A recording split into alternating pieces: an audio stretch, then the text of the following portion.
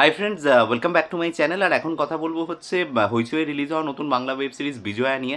তো কেমন লাগলো আমার এই web series, positive side negative side সব নিয়ে কথা বলবো এই ভিডিওতে। রিকোয়েস্ট একটাই, ভিডিওটা শুরু থেকে শেষ পর্যন্ত দেখো, আর কোনো কিছু যদি ভালো লেগে থাকে তাহলে ভিডিওটাকে লাইক শেয়ার আর চ্যানেলটাকে অবশ্যই সাবস্ক্রাইব করে নিও।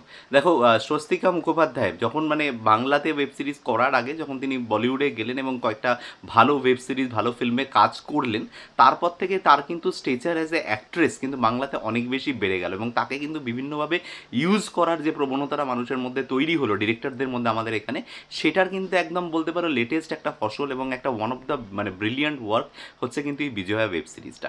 এই বিজয়া মূলত স্বস্তিকা মুখোপাধ্যায়ের যে ক্যারেক্টারটা তারই নাম হচ্ছে বিজয়া, এবং সে একটি মফস্বলের একজন মা এবং সিঙ্গেল মাদার। তার হাজব্যান্ড মারা গেছে এবং সে তার ছেলেকে অনেক স্বপ্ন নিয়ে আর কি বড় করেছেন কলকাতার কলেজে ইঞ্জিনিয়ারিং পড়তে পাঠাবেন বলে।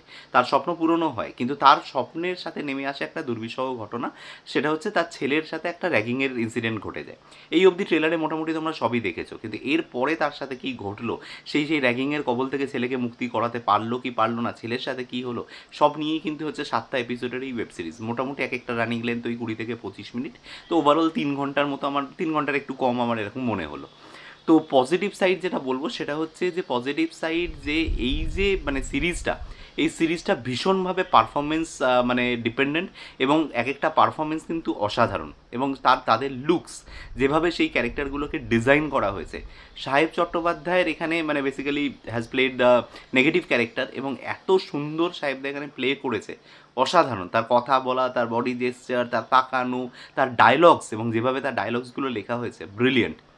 এবং স্বস্তিকা মুখোপাধ্যায়ের ক্ষেত্রেও বলবো একই কথা, যে একটা মফস্বলের একজন মহিলা, সে শিক্ষিত, স্মার্ট, কিন্তু সে যেহেতু একটা ওই ব্যাকগ্রাউন্ড থেকে আসছে, তার মধ্যে শহুরে আদব কায়দাগুলো নেই, যেটা কম্পারেটিভলি ধরো এখানে দেখা যাচ্ছে যে এখানে বিদীপ্তাদির মধ্যে রয়েছে, তার মধ্যে সেটা নেই। বিদীপ্তাদি এখানে কাউন্সিলরের রোলটা করে কলেজের সাইকিয়াট্রিস্টের রোলটা করেছেন, কিন্তু স্বস্তিকা মুখোপাধ্যায়ের মধ্যে কিন্তু ফোন রিসিভ করা, কথা বলা, তার মধ্যে এই ব্যাপারগুলো রয়েছে। And specially the last 2 episode, she has just nailed it. অসাধারণ লেগেছে আমার লাস্ট 2টো এপিসোড। ফাইনাল এপিসোডটা তো দারুণ, একটা টুইস্ট দিয়ে শেষ হবে আর কি। আমি ভাবছিলাম যে সায়ন্তন ঘোষালের কাজ ভাই কোনো ইয়ে কেন নেই, রহস্য কেন নেই, এটা দিয়ে একটা দারুণভাবে শেষ হবে। তো এই জায়গাটা আমার খুব ভালো লেগেছে।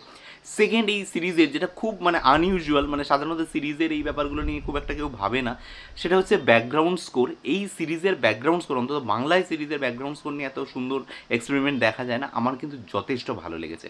একটা দারুণ একটা টোন আছে, টোনটা কোনো একটা হিন্দি গানের একটা রেফারেন্স পাচ্ছিলাম ঠিক কথা, বাট ওভারঅল শুনতে খুব ভালো লেগেছে। এবং লাস্টে একটা গান আছে, যে গানটা সিরিজের একদম বলতে পারো যে মুডটাকে সেট করে আর কি ক্লাইম্যাক্সের, সেই গানটাও কিন্তু বেশ ভালো।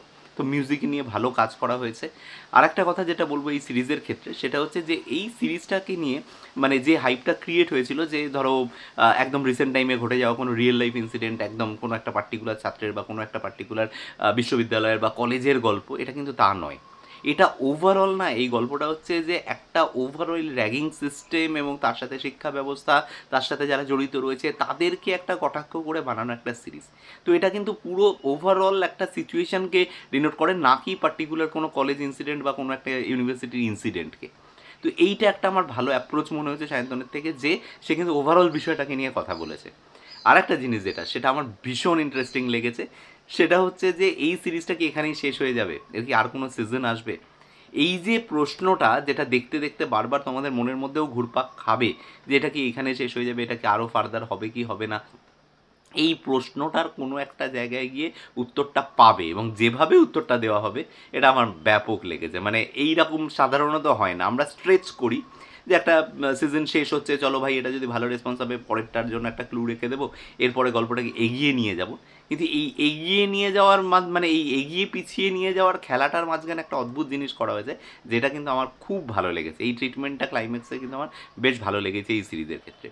আর একটা জিনিস যেটা এবার যদি বলে নট সো পজিটিভ সাইড যদি বলতে হয় এই সিরিজের ক্ষেত্রে, সেটা হচ্ছে যে এই সিরিজটাতে যদি ওভারঅল আমি বলি, এই সিরিজটাতে মানুষের এক্সপেকটেশন ছিল কিন্তু খুব হার্ডকোর রিয়েল লাইফ ইনসিডেন্ট দেখার।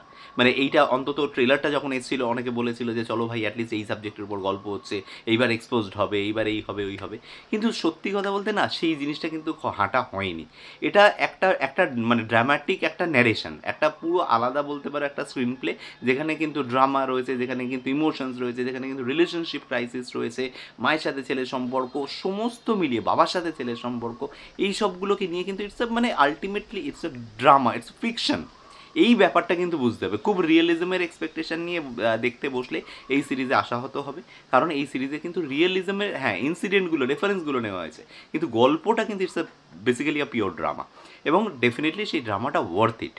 তো এটুকুই বলবো। তো আমার কেমন লাগলো তোমাদের এই বিজয়া ওয়েব সিরিজের রিভিউ, ডিটেলসে এসে জানাতে পারো আমাকে কমেন্ট বক্সে। আর যদি কোনো কিছু ভালো লেগে থাকে এই চ্যানেলের তাহলে ভিডিওগুলো, তাহলে অবশ্যই বাকি ভিডিওগুলো দেখো, এবং এই ভিডিওটাকে লাইক শেয়ার চ্যানেলটাকে সাবস্ক্রাইব করে নিও। দেখা হচ্ছে তোমাদের সাথে আমার পরের কোনো ভিডিওতে। Till then, bye by.